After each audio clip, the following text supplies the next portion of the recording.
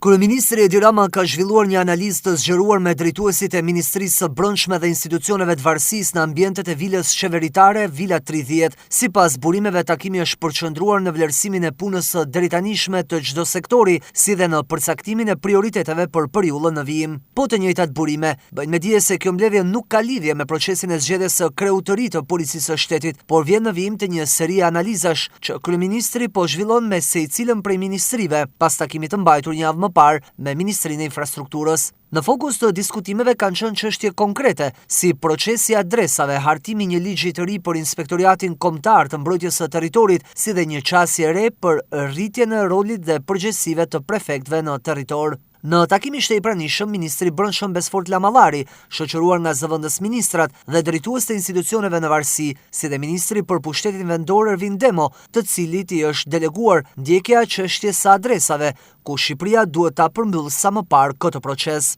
Pas mbledhjes me Ministrinë e Brendshme, Kryeministri Rama ka vijuar takimet me Ministrin e Drejtësisë, Toni Gogu. Ai ka raportuar mbi punën e drejtanishme, ndërsa në qendër të diskutimeve kanë qenë edhe nismat për ndryshimet në Kodin Penal. Burimet bëjnë me dije se kryeministri ka zgjedhur një format të ri pune duke zhvilluar takime të veçuara javore me secilën ministri në vend të organizimit të një ritritit përbashkët me të gjithë kabinetin.